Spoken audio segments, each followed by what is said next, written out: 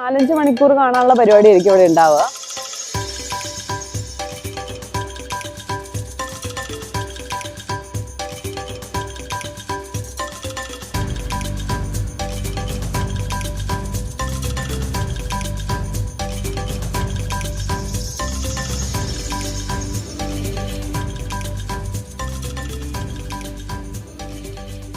Morning guys. അപ്പൊ നമ്മൾ നേരം പരപരാ വെളുക്കുന്നതിന്റെ മുന്നേ എവിടേക്കാന്ന് വെച്ചാൽ നമ്മളൊരു ട്രിപ്പ് പോവാണ്. ക്രിസ്മസ് ടൈമിൽ എവിടെയെങ്കിലും ഒരു കുഞ്ഞി ട്രിപ്പ് പോവാറുണ്ടല്ലോ. ഇപ്രാവശ്യം നമ്മൾ പോകുന്നതെന്ന് പറഞ്ഞു കഴിഞ്ഞാൽ നമ്മുടെ ഫ്രണ്ട്സ് അലീനയുടെ ജോണ്ടയും കൂടെയാണ്. അപ്പം നമ്മൾ പോകുന്നത് അധിക ദൂരമൊന്നുമില്ല, ഇവിടുന്ന് ബെൽജിയത്താണ്. പക്ഷെ ബെൽജിയത്തിൽ ദിനാൻ, ശരിക്കും നമ്മൾ വായിക്കുകയാണെങ്കിൽ ദിനന്റ് എന്നാണ് നമ്മളത് വായിക്കുക. പക്ഷെ അത് പ്രൊനൗൺസ് ചെയ്യുന്നത് ദിനാൻ എന്നാണ്. ഇന്നലെ ഞാൻ എൻ്റെ ഓഫീസിൽ പോയിട്ട് ഞാൻ ദിനന്റിൽ പോകുന്നുണ്ട്. അപ്പൊ ആർക്കും ഒന്നും മനസ്സിലാവുന്നില്ല. എല്ലാവരും ഇങ്ങനെ എന്ത് ഇവിടെ ഇങ്ങനെ ഓ ദിനാൻ. അപ്പൊ ഞാനിങ്ങനെ ഓ അപ്പൊ അങ്ങനെയാണ് പറയേണ്ടത്. അപ്പൊ ഞാൻ പക്ഷെ മിക്കവാറും ദിനന്റെന്നായിരിക്കും മൊത്തത്തിൽ പറയാ. പക്ഷെ അത് ദിനാൻ ആണ്. പുറത്ത് കണ്ടില്ലേ ഇരുട്ടാണ്. പക്ഷെ സമയം 7 മണിയൊക്കെ ആയിട്ടുണ്ട്. നമ്മുടെ നാട്ടിൽ 5 മണിക്കൊക്കെ എണീറ്റ് ട്രിപ്പ് പോകുന്ന അവസ്ഥ എനിക്ക് തോന്നുന്നത്. നെതർലൻഡ്സിൽ 14 ദിവസമായിട്ട് സൂര്യനില്ലായിരുന്നു. ഇവിടുത്തെ കാര്യമല്ല കേട്ടോ. ബാക്കി ഇപ്പം കാനഡയിലും സ്വീഡൻ ഫിൻലൻഡിലൊന്നും കാര്യം എനിക്ക് ആലോചിക്കാൻ വയ്യ. ഇവിടെ ആ കൂടെ 1 ഡിഗ്രി 2 ഡിഗ്രിയാണ്. മൈനസ് ഡിഗ്രിയിലെ അവസ്ഥ എനിക്ക് ആലോചിക്കാൻ വയ്യ. ഗൈസ് നമ്മൾ അങ്ങനെ ഇറങ്ങിയിരിക്കുകയാണ്. അവർ 5 മിനിറ്റിനുള്ളിൽ എത്തുമെന്ന് പറഞ്ഞിട്ടുള്ള.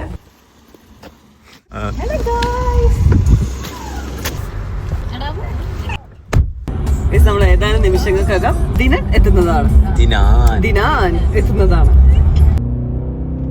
ഇറ്റലി എത്തിയല്ലേ കേട്ടോ.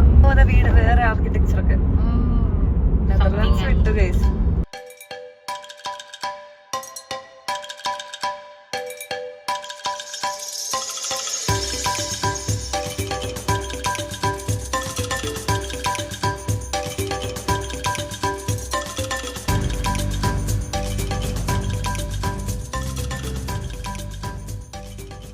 നമ്മള് ദിനാൻ എത്തിയിട്ടൊക്കെയാണ്.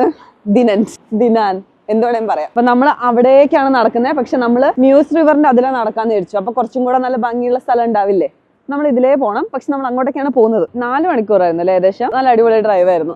എനിക്കൊന്നൊരു 4-5 മണിക്കൂർ കാണാനുള്ള പരിപാടി ആയിരിക്കും ഇവിടെ ഉണ്ടാവുക. നമ്മൾ ആദ്യം പോകുന്നത് സിറ്റഡലിലേക്കാണ്. അത് ഇവിടുത്തെ ഒരു ഫോർട്രസ് ആണ്. അപ്പൊ അവിടേക്ക് പോകണം.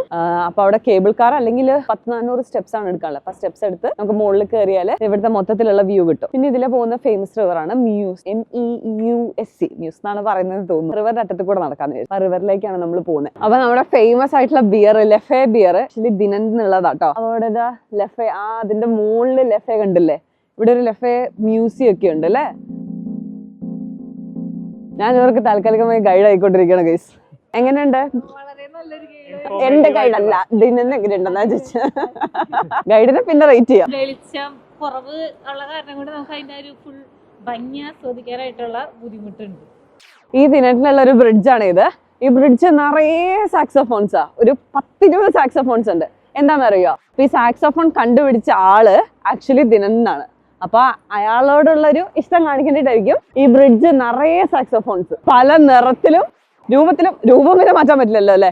പല നിറത്തിലുള്ള സാക്സോഫോൺ, ഓറഞ്ച്, പേർപ്പിൾ, ബ്ലൂ, അടിപൊളിയായിട്ടുണ്ട്. ഇപ്പൊ ഞാൻ നിൽക്കുന്നതാണ് മ്യൂസ് നദിക്കര. ഇതാണ് ഫേമസ് ആയിട്ടുള്ള മ്യൂസ് റിവർ. അപ്പൊ ആ റിവറിന്റെ സൈഡിലുള്ള ഒരു കുഞ്ഞു ടൗൺ ആണ് ഇതിന്. ഇത് ഭയങ്കര വോക്കബിൾ ആയിട്ടുള്ള ഒരു കുഞ്ഞു ക്യൂട്ട് ടൗൺ ആണ്. ബെൽജിയത്തിന് ഓൾമോസ്റ്റ് ഫ്രാൻസിന്റെ തൊട്ടടുത്തെത്തിയിട്ടുണ്ട്. ആ ടിപ്പിലായിട്ടുള്ള ഒരു സ്ഥലമാണ്. അങ്ങനെ നമ്മൾ ദിനന്റിലെ മെയിൻ അട്രാക്ഷന്റെ സ്ഥലത്തെത്തിയിരിക്കുകയാണ്. അപ്പൊ ഇതിവിടുത്തെ പള്ളിയാണ്. ആൻഡ് ഇതൊരു ഗോത്തിക് സ്റ്റൈൽ ഉണ്ടാക്കിയ പള്ളിയാട്ടോ. അപ്പൊ ഇതിന്റെ ഏറ്റവും പ്രത്യേകത എന്താ വെച്ച് കഴിഞ്ഞാൽ ഇതിന്റെ മുകളിലെ ഡോം കണ്ടോ. അപ്പൊ ജർമ്മനിയിലൊക്കെ നമ്മൾ കണ്ടിട്ടുള്ളത് കുറച്ചും കൂടെ ഒനിയൻ ഷേപ്പിലുള്ള ഡോമാണ്. പക്ഷെ ഇത് കുറച്ചും കൂടെ നീളം കൂടിയതാണ്. അതായത് ഒരു പെയർ ഷേപ്പ്. അപ്പൊ പെയർ ഷേപ്പിലുള്ള ഡോമാണിത്. ആൻഡ് ഇതിന്റെ മുകളിൽ കാണുന്നതാണ് ഇവിടുത്തെ സിറ്റഡൽ. സിറ്റഡൽ എന്ന് പറഞ്ഞു കഴിഞ്ഞാൽ ഫോർട്രസ് തന്നെയാണ്. പക്ഷെ വ്യത്യാസം എന്ന് പറഞ്ഞു കഴിഞ്ഞാൽ ഒരു സിറ്റിയുടെ മുകളിൽ നിന്നുള്ള വ്യൂ ഫുള്ള് കാണാൻ പറ്റുന്ന ഒരു സ്ഥലമായിരിക്കും. അതായത് ഇത്രയും ഹൈറ്റിലല്ലേ സ്ഥിതി ചെയ്യുന്നത്. അപ്പൊ ആ ഫോർട്രസിന്റെ പേരാണ് സിറ്റഡൽ. അപ്പൊ നമുക്ക് അവിടേക്ക് പോകണമെന്നുണ്ട്. അപ്പം ഒന്നിക്കൽ സ്റ്റെപ്സ് എടുക്കണം. 10-400 സ്റ്റെപ്സ് ഉണ്ട്. അല്ലെങ്കിൽ നമുക്ക് മറ്റേ കേബിൾ കാർ എടുത്തിട്ട് പോവാം. അതിനെന്താ 12 യൂറോ ആണ്. അപ്പൊ നമ്മള് കേബിൾ കാർ എടുത്തിട്ട് പോവാന്ന് വിചാരിക്കുന്നുണ്ട്.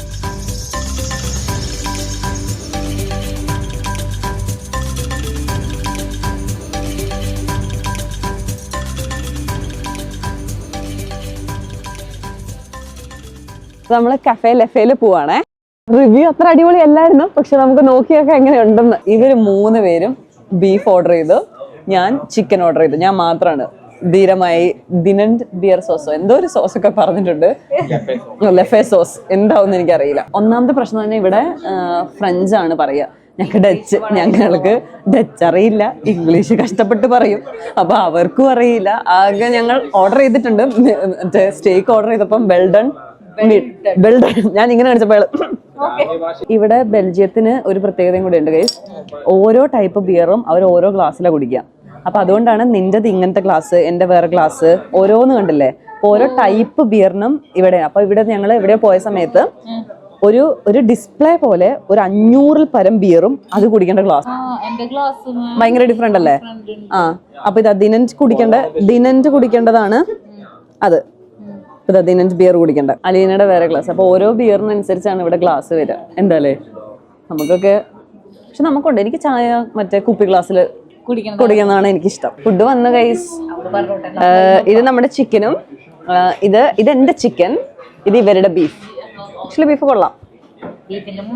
അത് ബട്ടർ. ബെൽജിയം പറയണ്ടല്ലോ ഫ്രൈസിന്റെ കാര്യത്തില്. അപ്പൊ ഫ്രൈസ് ഒറിജിനേറ്റ് ചെയ്തത് ബെൽജിയത്തിലാണ്. അപ്പൊ ആ ഫ്രൈസ് ആണ് അടിപൊളിയായിരിക്കും എന്തായാലും. പക്ഷെ നല്ല ചൂടായതുകൊണ്ട് കഴിക്കാൻ കുറച്ച് ബുദ്ധിമുട്ടുണ്ട്. അങ്ങനെ നമ്മൾ ഇവിടുന്ന് ഇറങ്ങാൻ പോവാണ്. ഇനി നമ്മൾ പോകുന്നത് സിറ്റഡലിലേക്കാണ്. നമ്മളപ്പം സിറ്റഡലിലേക്ക് പോവാണ്. 2 ഓപ്ഷനാണ് ഉള്ളത്. ഒന്നിൽ ആ 400 സ്റ്റെപ്പ് കയറി പോവാ, അല്ലെങ്കിൽ നമുക്ക് ഈസി ആയിട്ട് കേബിൾ കാർ എടുത്ത് പോവാം. അപ്പൊ ഈ കയറി വരാനുള്ള മടി കൊണ്ടല്ല, കുറച്ച് സമയം കൂടുതൽ വന്നാലോ എന്ന് വിചാരിച്ചിട്ട് നമ്മൾ കേബിൾ കാർ എടുക്കാനായിരിക്കും പ്രിഫർ ചെയ്യുന്നത്. നമുക്ക് പോയി നോക്കാം. പിന്നെ നമുക്ക് സമയം കുറച്ച് കുറവുണ്ട്, 2 മണിക്കൂറേ ഉള്ളൂ. പിന്നെ ഇവിടുത്തെ കേബിൾ കാർ എടുക്കുന്നതിന് 12 യൂറോ കേട്ടോ. ഗൈസ് നമ്മൾ മടിയന്മാരായി, നമ്മൾ കേബിൾ കാർ എടുക്കാൻ തീരുമാനിച്ചു. നടക്കുമായിരുന്നെങ്കിൽ ഞാൻ നടക്കുന്നത് പ്രിഫർ ചെയ്തേനെ. ഈ സ്റ്റെപ്സ് ആയതുകൊണ്ട് എന്റെ ലിഗമെന്റ് എനിക്ക് അത്ര വിശ്വാസം പോരാ. കുറെ സ്റ്റെപ്പ് കയറുമ്പോൾ അതൊരു പ്രശ്നമാവും. അപ്പൊ നമ്മൾ ഈസി ആയിട്ടുള്ള കേബിൾ കാർ എടുക്കാൻ തീരുമാനിച്ചു.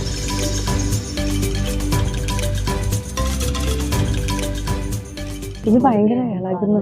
ഇല്ല, ഇവിടെ വിൻഡോ ഇല്ല.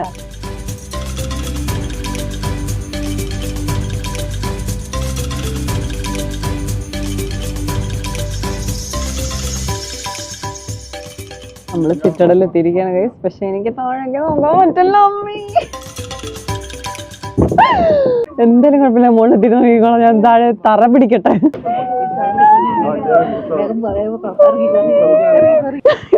നാടാണ് ഗൈസ്. ഓ വാവ്.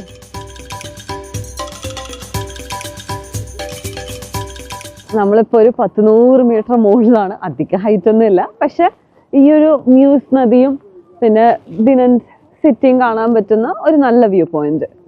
12 യൂറോ. ആക്ച്വലി സ്റ്റെപ്പ് കയറാവുന്നേ ഉള്ളൂ കേട്ടോ. എനിക്ക് എൻ്റെ കുറച്ച് പേടിയായിട്ടാണ് ഞാൻ സ്റ്റെപ്പ് കയറാഞ്ഞത്. പക്ഷെ ഇപ്പം കേബിൾ കാർ എടുത്തപ്പോൾ അതിലേക്കാളും പേടിയായി. അതാണ് നമ്മുടെ നോട്രഡാമെ പള്ളി. ഓനിയൻ ഡോം ഒക്കെ കാണാം മുകളിന്ന്. പിന്നെ ആ മൂലയ്ക്ക് അങ്ങോട്ട് കാണുന്നതാണ് നമ്മുടെ ലെഫെ മ്യൂസിയം. ലെഫെ ഇവിടെയാണല്ലോ ഉണ്ടായത്, അപ്പൊ അതിന്റെ മ്യൂസിയം. നമുക്ക് സ്വന്തമായിട്ട് ഇവിടെ കോൺസേർട്ട് നടത്താം. നമുക്ക് ഓരോ സാധനം പ്ലേ ചെയ്യേണ്ട ബട്ടൺസ് അവിടെ ഉണ്ട്. അപ്പൊ രാത്രിയാകുമ്പോൾ നമുക്ക് ഇവിടെ ഓരോന്ന് concert but in the light form. Light ആയിട്ട് നമുക്കിവിടെ ഒരു ലൈറ്റ് ഫെസ്റ്റിവലിന്റെ ഒരു കുഞ്ഞി സാധനം പോലെ ഉണ്ടല്ലേ. രാത്രി ആയിരിക്കും അതൊക്കെ കത്തുക. ഇപ്പൊ ഒന്നും ആയിട്ടില്ല. ഇനി നമുക്ക് ഈ സിറ്റഡലിൽ നടന്നിട്ട് കാണാം. വാട്ടർലൂ യുദ്ധത്തിലും പിന്നെ ഈ പണ്ട് ഈ ബെൽജിയം കുറച്ച് നെതർലൻഡ്സിന്റെ ഭാഗമൊക്കെ ആയിരുന്നല്ലോ, അന്നേരം നടന്ന യുദ്ധത്തിലൊക്കെ ഇത് ഭയങ്കര ഇമ്പോർട്ടന്റ് ആയിട്ടുള്ള ഒരു കോട്ടയായിരുന്നു. ഭയങ്കര കുഞ്ഞാട്ടോ. എനിക്ക് തോന്നുന്നത് ഒരു ഹാഫ് ഡേ അല്ലെ ഒരു ഡേ ഉണ്ടെങ്കിൽ നമുക്ക് സുഖമായിട്ട് കാണാൻ പറ്റും. എനിക്ക് തോന്നുന്നു അന്ന് നമ്മൾ നാർഡനിൽ പോയില്ലേ, അപ്പൊ ഈ ടണലിന്റെ ഉള്ളിൽ കൂടെ നടക്കുമ്പോൾ ആ യുദ്ധം നടക്കുന്ന സമയത്ത് പുറത്ത് എന്തായിരുന്നോ എന്നുള്ള ഫീലിംഗ്, ആ ഫീലിംഗ് ആണ് ഇവിടെ നടക്കുന്നത്. ബോംബ് വീഴുന്നു, ഒച്ച. എനിക്കിത് കുറച്ച് ഹോണ്ടിങ് ആണ്. ഇതിലിങ്ങനെ സിറ്റി കാണുകയും ചെയ്യാം. അയ്യോ, ഇത് കുറച്ച് സങ്കടകരമായ കാര്യം കേട്ടോ. കരച്ചിലും ബഹളവും ഒക്കെയാണ് കേൾക്കുന്നത്. അയ്യോ, നീ എന്റെ കൂടെ വരുമോ? ഇങ്ങനത്തെ സ്ഥലത്തൊന്നും വരാൻ ഞാൻ ആഗ്രഹിക്കുന്നില്ല ആക്ച്വലി. കാരണം നമുക്കൊരു വിഷമവും റിലേറ്റീവ്ലി കുറച്ച് വെളിച്ചമുണ്ട് മറ്റേനെ വെച്ച് നോക്കുമ്പോ.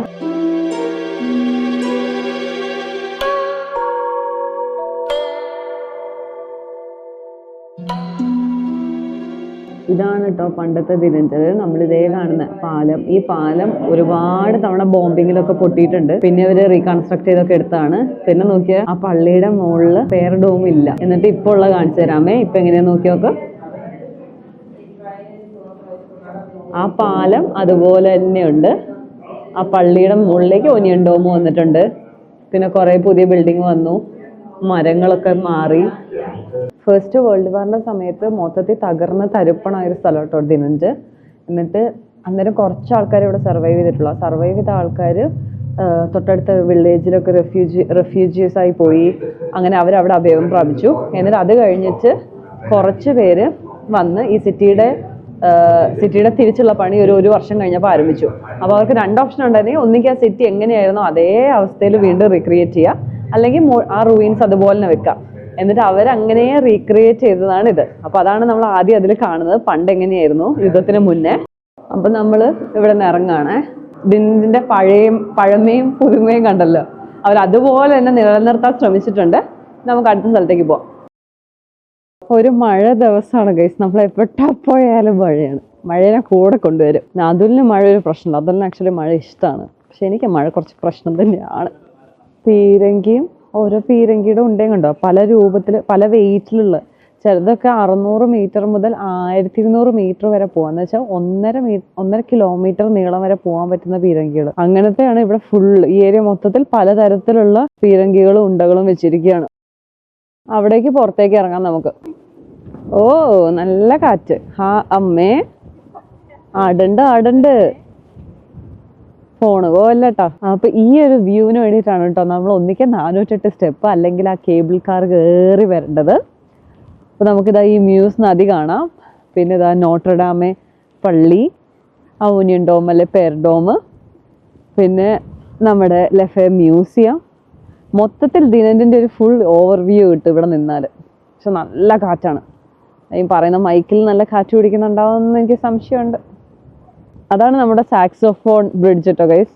ഞാൻ എണ്ണട്ടെ എത്ര ഉണ്ടെന്ന്. 1 2 3 4 5 6 7 8 9 10 12 സാക്സോഫോൺസ് ഉള്ള ബ്രിഡ്ജ്. അഡോൾഫ് സാക്സ്.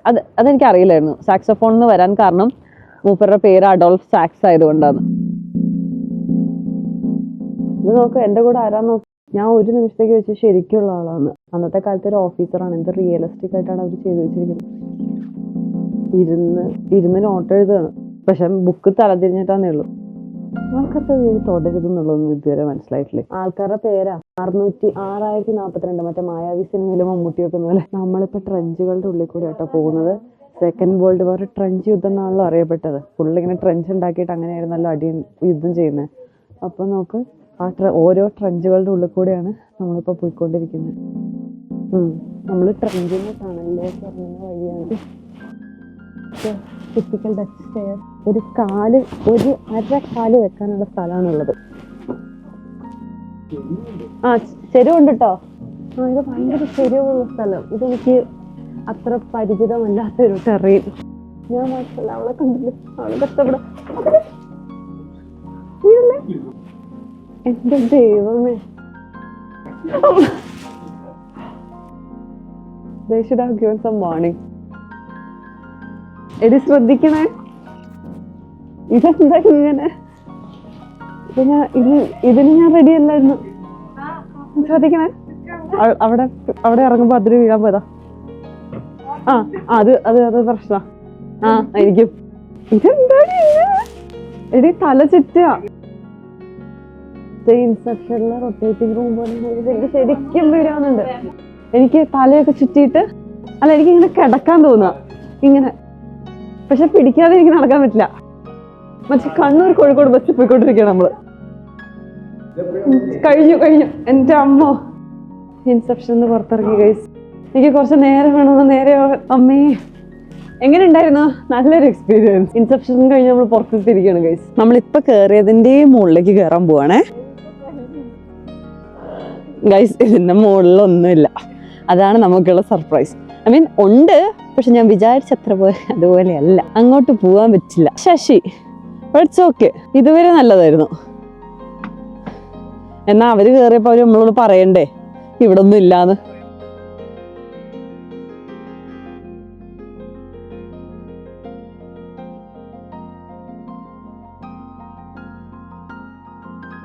നമ്മളങ്ങനെ സിറ്റഡലിൽ നിന്ന് ഇറങ്ങിയിട്ട് നമ്മുടെ ഈ നോട്രഡാമെ പള്ളിയുടെ അകത്തേക്ക് കയറുകയാണേ. ക്രിസ്മസ് ട്രീയും പുൽക്കൂടും ഉണ്ട്. ഇവിടുത്തെ ഈ പള്ളി ഒരു ഗോത്തിക് ആർക്കിടെക്ചർ കേട്ടോ. ശരിക്കും പറഞ്ഞാൽ റെനൈസൻസ് ഗോത്തിക് സ്റ്റൈലിൽ ചെയ്തിരിക്കുന്നതാണ്. ആക്ച്വലി ഞാൻ വിചാരിച്ച ഇവിടെ ഭയങ്കര തിരക്കായിരിക്കുന്നു, പക്ഷെ അധികം തിരക്കൊന്നുമില്ല. കുറച്ച് ശാന്തസുന്ദരമായ ഒരു പള്ളി.